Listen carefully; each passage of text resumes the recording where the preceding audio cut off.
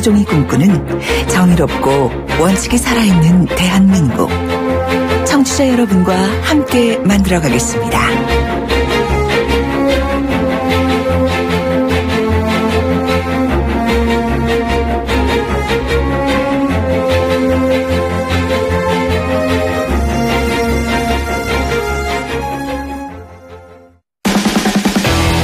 돌려보고 비틀어보는 오늘의 이슈. 이종훈의 뉴스 측면 승부. 예, 오늘도 핫 이슈 한 가지를 돌려보고 비틀어보겠습니다. 시사기의 측면 승부사시죠. 이종훈 박사 오셨습니다. 안녕하십니까? 네, 안녕하세요. 오늘은 뭘 잡으셨습니까? 무제한. 무제한. 네. 뭐 권투, UFC 격투기 말씀하시는 내지는 무제한 리필 이런 거 생각하셨죠? 예. 예, 그게 아니고요. 좋죠. 문재인 대통령하고 예. 트럼프 대통령이 전화 통화를 했지 않습니까? 예. 거기서 우리나라 미사일 예. 탄두 중량 제한을 해제하기로. 탄두 중량 무제한. 그렇군요. 조치. 예. 예, 일단 합의를 한 거죠. 예. 네. 그러면 탄두 중량 제한을 해제하기로는 합의를 했는데 문제는 이거를 싣고 날아갈 수 있는 사거리를 제한받고 있지 않습니까? 네, 그렇습니다. 지금 현재는 이제 최대 사거리가 800km에 예. 묶여 있죠. 예. 그러니까 여기에 이제 탄도 중량은 500kg. 예. 그리고 혹시 사거리를 500km로 할 경우에는 예. 그런 미사일은 탄도 중량 1톤. 예. 사거리 300km 미사일은 2톤까지 봐준다. 지금 그렇게 돼 있죠. 예. 현재. 네. 예. 그렇게 돼 있는데 이 제한을 왜 받게 된 겁니까, 근데? 1979년도에 우리가 처음 미사일 개발할 때 예. 기술이 없지 않았습니까? 예. 그러니까 미국으로부터 기술 이전을 받았는데 받다 보니 예. 미국이 이런저런 요구를 이제 우리가 받아들이지 않을 수 없는 그런 상황이 됐던 예. 거죠. 그러니까 기술 이전의 대가로 이제 미사일 지침을 이제 그때 처음 제정한 거고요. 근데 처음에는 이게 사거리가 180km밖에 안 됐습니다. 네. 180km면 서울에서 쏘면은 대전쯤 떨어지는 그런 거죠. 예. 그런데 그때는 사실은 처음에는 탄두 중량 그 제한은 없었어요. 예. 그런데 미국 쪽이 가만 생각해 보니까 이것도 좀 제한을 해야 되겠네. 예. 그래가지고 1990년에 미국 쪽에서 문제 제기를 해가지고 이게 탄두 중량을 500kg로 제한을 한 거고요. 예. 그 이후에 이제 2001년도에 우리 정부가 이제 미국을 다시 설득을 해서 사거리만 300km로 연장을 했다가 예. 2012년에 또 다시 이제 사거리를 800km로 연장한 거고 주로 이제 북핵 변수라든가 이런 이제 북한의 그 위협이 이제 좀 더 가중되면서 네. 미국도 이제 좀 양해를 해와서 이제 그나마 이런 정도까지 이제 늘려놓은 네. 그런 그 상황인 거죠. 네. 그렇군요. 그러니까 이제 탄두가 무거우면 무거울수록 사거리는 짧아지겠죠, 그죠? 네, 당연히 그렇습니다. 그러니까 예. 이게 조금 전에 말씀드린 이렇게 될 수밖에 없는 게 뭐냐면, 예. 그러니까 이 탄두 중량 200kg를 300kg까지 보낼 수 있는 미사일. 네. 그 미사일의 탄두 중량을 줄이게 되면 500kg 하게 되면 1톤 그렇죠. 하게 되면 500kg 가는 거고, 예. 뭐 그런 거겠죠. 더 줄이면 800kg 가고, 예. 그런 식으로 지금 돼 있는 그러니까 거죠. 이제 제가 질문 드리고 싶은 거는 그 다음에는 그러면 네. 탄두 무게를 무제한으로 만들었다면 네. 사거리도 무제한으로 만들어줘야지만 의미가 있는 것이지 탄두 무게만 늘여놓으면은 500km 갈 거 100km 줄이는 거 아닙니까? 예. 그런데 이거는 이제 주변국하고 지금 이해관계 많이 이제 엮여 있는 거죠. 그러니까 이참에 지금 뭐 사드 때문에 다 묶여 있는데 이 사드 가지고 지금 중국과 마찰하고 있을 때 그냥 다 풀어버리면 중국도 좀 움찔할 거 아닙니까? 저도 뭐 그렇게 생각을 합니다. 예. 그런데 사실은 이번에 탄두 중량을 이렇게 무제한으로 풀게 되면, 네.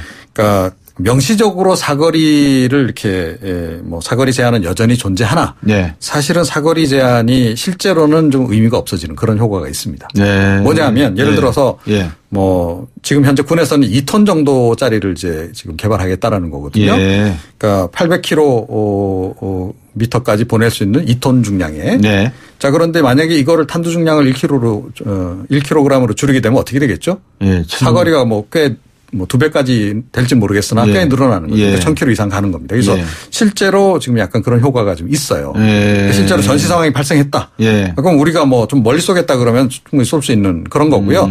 탄두 중량이 예를 들어 3km 그보다 더 나가는 거를 하겠다 그러면 미사일이 그만큼 더 커지지 않겠습니까? 예. 그럼 그 미사일에다 작은 탄두 중량의 이제 탄두를 이제 탑재를 하면 예. 더 멀리 보낼 수 있다는 얘기예요. 그래서 사실은 이번 합의 내용이 그래서 약간은 좀 의미가 좀 나름 있는 겁니다. 일본도 그렇고 북한도 그렇고 제가 알기로는 짧은 국방 지식에 의하면 현무 미사일을 제일 무서워한다 그러거든요. 아, 그렇죠. 현무 이게 지금 미사일에 이제 800km까지 일단 가게 지금 현재는 그렇게 이제 제약이 있는 건데요. 네. 이거 이제 사실은 여기서 뭐 조금 더 멀리 나가게 하는 거는 그렇게 어려운 문제가 아니거든요. 기술적으로. 그렇군요. 그리고 지금 현재까지 개발된 게 굉장히 지금 사실은 정확하게 가서 타격을 합니다. 예. 그리고 그러니까 800km라고는 하지만 예. 서해나 동해상에 떠 있는 뭐 이제 중국이라든가 예. 일본 그 군함들 네. 다 타격이 가능하거든요. 예. 그렇군요. 상당히 정확도가 있다고 하셨으니까 이 기술은 전부 다 미국 쪽에서 받은 기술인 모양이죠? 그러니까 원초 기술은 미국에서 받은 거죠. 예. 그 이후에 이제 우리가 많이 이제 개선을 해서 뭐 미국 정도의 뭐 미사일 그 기술을 우리가 가지고 있다 이렇게 이야기하기는 어렵겠으나 네. 거의 뭐 필요한 기본적인 기술은 가지고 있다 이렇게 예. 일단 봐야 되고요. 예. 우리도 마음 먹으면 사실은 북한이 지금 쏘아올린 정도는 할 수 있죠. 충분히. 그렇습니까? 예. 우리나라는 인공위성도 없고 GPS 시스템을 독자적으로 가지고 있지도 않아서 미사일에 레이저 핀포인트 하듯이 딱 정확하게 때리기는 미국의 위성과 미국의 기술 지원 없이는 불가능하다. 저는 그렇게 보는데 그렇지는 않은 거죠. 그 부분은 아직까지 의존을 하고 있죠. 그렇죠. 그런데 이제 사실은 군사 위성도 그래서 이제 조만간 올리겠다는 거 아닙니까? 네, 그렇습니다. 앞으로 우리나라도 작전에 대해서 군사 작전에 대해서 조금 더 육해공 입체적인 면을 많이 고려를 해야 되겠군요. 그러니까 현실적으로 그럴 수밖에 없죠. 그래서 이제 합참이 이제 존재하는 것이기도 하고 네. 과거에는 뭐 육군 출신이 계속 했지만 요즘에 뭐 공군 출신이라든 해군 출신을 자꾸 시키는 이유도 네. 그런 그 합동 작전 수행 능력을 높이기 위해서 하는 그런 측면도 없잖아 있죠. 핵 잠수함도 이제 건조하게 되고 또 말씀하신 대로 그건 아직까지 지금 확정된 건 아닙니다만 건조할 예정이라는 제안을 하고 있고 또 미사일도 지금 합의를 받고 탄두 제한 없애기로 우리나라도 무장을 이렇게 한다 그러면 일본도 땡큐 이러면 아리가또 이러면서 또 뭐 하지 않을까요? 네, 그럴 수 있죠. 예. 네, 근데 그건 뭐 사실은 일본의 그러니까 뭐 평화헌법 개정과 예. 그다음에 이제 그 자위대를 이제 실제로 군대로 바꿔나가는 그런 과정들 이거는 우리가 어떻게 막는다 그래서 이게 이제 막아질 문제는 아니다. 이미 그 미일 간에는 상당히 그런 쪽으로 신척이 이야기가 많이 돼 있기 때문에 네. 그건 우리가 현실로 받아들이고 오히려 우리가 좀 무장 능력을 제고하는 게 훨씬 더 낫겠죠. 알겠습니다. 오늘 말씀 여기까지 듣겠습니다. 고맙습니다. 네. 시사평론가 이종훈 박사였습니다. 청취자가 묻고 박 박사가 전한다. 방송을 들으시면서 궁금하신 사항은 문자 메시지로 보내주세요. 샵 0945번 우물정 0945번으로 짧은 문자 50원 긴 문자 100원의 정보 이용료가 있는 문자 메시지로 보내주시면 박 박사가 꼼꼼하게 읽고 인터뷰에서 대신 질문해드립니다. 오늘 들으신 인터뷰 방송은 YTN 라디오 곽수중의 뉴스 정면 승부 홈페이지나 팟캐스트 팟빵을 통해 다시 확인하실 수도 있습니다.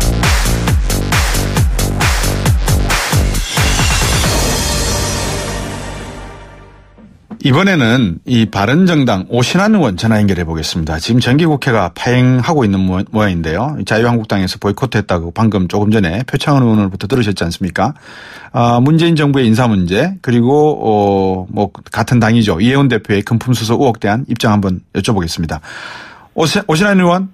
네, 안녕하세요. 오신환입니다. 예, 안녕하십니까. 네네. 오늘 저도 아침에 간담회가 있어가지고 예. 아침 7시에 간담회 하러 갔다가 간담회를 마치고 주제 발표를 하고 예. 한 9시쯤 마치고 나오니까 국회의원분들이 본회의장에서 다 나오시더라고요. 예, 그렇습니다. 오늘 원래는 의사일정상 예. 자유한국당의 정우택 원내교섭단체 대표 연설이 예정되어 있었는데요. 네. 아시다시피 전면적으로 자유한국당이 의사일정을 거부함으로 인해서 예. 본회의가 개최되지 못했습니다. 왜 보이콧했습니까? 지금 이제 자유한국당은 이제 주장하는 바는 네. MBC 김장겸 사장에 대한 체포영장 발부가 예. 지금 현 문재인 정부가 방송을 장악하고자 하는 그런 의도로서 부당하다라는 네. 측면의 주장을 하고 있는 것이죠. 예. 예. 우리 오신환 의원 같은 분은 참 뭐랄까 젊으시면서도 개혁적인 그런 의원으로 제가 잘 알고 있는데. 네. 어제 바른정당도 추미애 대표 교섭단체 대표 연설할 때 퇴장했단 말입니다. 네, 그렇습니다. 왜 하셨습니까? 먼저 본회의장에서 예. 대표 연설 과정에서 퇴장하는 것은 옳지 않다라는 측면이 있습니다. 물론 동의하는데요. 네. 저희가 사실은 3일날 바로 어제 그제 있었던 북핵 6차 핵실험으로 인해서 네.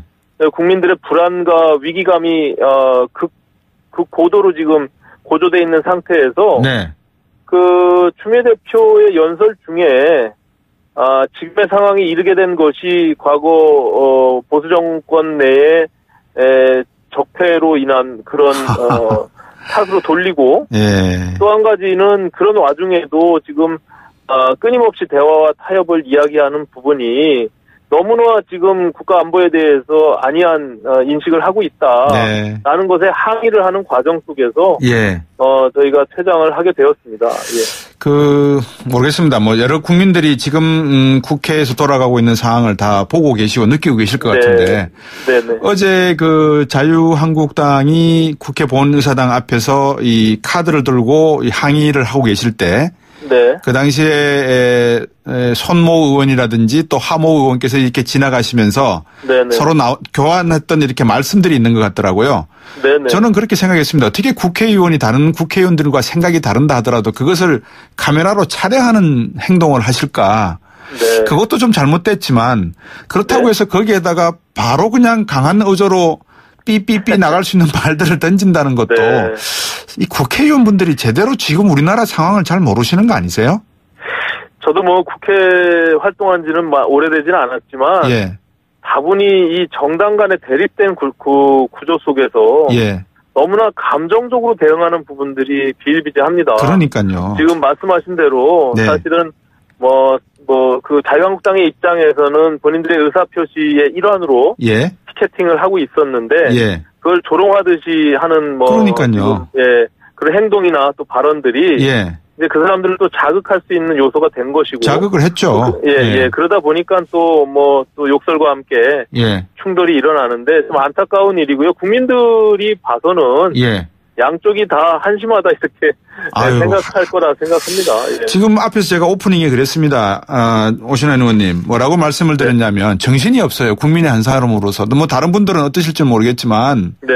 한미 FTA 폐기하겠다는 이야기하죠. 북핵 실험하고 있죠.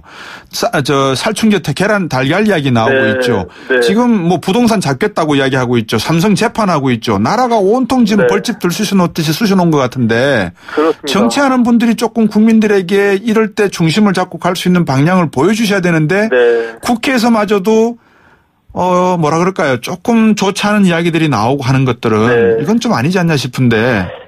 지금 국내 정치도 그렇고 네. 대외적으로는 북핵 문제 때문에 굉장히 엄중한 상황인데 그렇습니다. 말씀하신 대로 국회의원들이 더욱더 국민의 눈높이에 부합할 수 있도록 예. 정치를 해야 되는데 예. 저도 그 구성원의 한 사람으로서 정말 송구스러운 마음이고요. 네. 이게 마음대로 뜻대로 잘 안 되는 게 정말 안타까운 마음입니다. 예. 무슨 말씀인지는 충분히 네. 이해를 하겠습니다. 네. 바른정당 소속이시니까 네. 피해 가실 수 없는 질문을 제가 한번 하겠습니다. 네. 이해운 대표 문제 어떻게 해야 된다고 보십니까? 정말 곤혹스럽고 죄송하고 안타까운 심정인데요. 예. 저희가 사실 바른정당이 대선 이후에 예. 다시금 나름대로 자리매김하고 향후 진로에 대해서 고민하는 과정 속에서 또 이런 악재가 터졌기 때문에 그러니까요. 네, 구성원들로서는 정말 굉장히 곤혹스러운 상황입니다. 네. 이혜훈 대표께서 사실은 지난 주말 안에 거취 표명이 있을 것으로 비춰졌는데 네. 사실 오늘 현재까지도 언급이 없거든요. 예. 그런 상황 속에서 이게 국민들이 바라봤을 때는 네. 또 바른정당이 굉장히 개혁적이고 새로운 보수, 깨끗하고 따뜻한 이런 보수를 지향했는데 네. 거기에 심각한 타격을 입는 것 맛은 사실인 것 같고요. 네. 그런 점에서 당 대표께서 조속히 거취 표명을 하는 것이 저는 마땅하다 이렇게 보고 있습니다. 네. 내년도 지방선거 있지 않습니까? 네네. 오신환 의원도 제가 관악구에 살기 때문에 제가 좀 압니다. 그렇습니까? 처음에 도전하셨다가 실패하셨죠? 네, 2번 낙선했습니다. 그렇죠. 예. 그만큼 지금 서울시도 그렇고 수도권도 그렇고 지방도 그렇고 이 네. 바른정당이나 국민의당이나 소위 말해서 야당에 대한 인식이 네. 녹록지 않단 말입니다. 물론입니다. 예. 특히 바른정당 지금 조호영 원내대표가 대행을 맡아야 된다 아니면 유승민 전 대표가 다시 나와야 된다 이런 의견들이 있는데 어느 쪽으로 좀 의견들이 많이 모아집니까? 지금 뭐 여러 의원들 저희 뭐 한 20명 정도뿐이 되는 작은 정당이기 때문에 네. 개별 의원들 이렇게 접촉해서 의견 들어보면 분분합니다. 지금 상황에서 왜냐하면 당이 더 결속하고 힘을 결집해야 되는 그런 상황인데 예. 자칫 잘못하면 또 오히려 또 내분으로 분란으로 비춰질 수 있는 여러 가지 소지들이 있기 때문에 예. 뭐 그 과정이 지금 이해운 당대표 사건 이전에 바로 뭐 자강론이나 네. 또 당대당 연합이나 뭐 이런 것들의 논의가 막 무르익고 되오지 않았습니까? 예.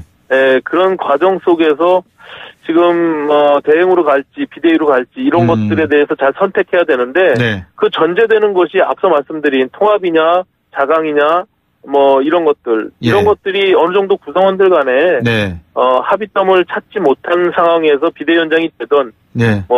권한 대행으로 가던 예. 또 내용을 겪을 상황으로 도래하기 때문에 그렇군요. 먼저 그런 논의들을 충분히 해야 되지 않을까 이렇게 생각을 합니다. 저는 이 다당제가 좀 유지됐으면 하는 바람이 있거든요. 네, 왜냐하면 우리나라 정치 발전에 다당제가 상당히 중요한 지금 실험 무대에 올라 있는데 네네. 우리 오신환 의원님도 김무성 대표가 중심이 된 이야기입니까? 연합공천제 도입하는 토론에 참석하셨다면서요.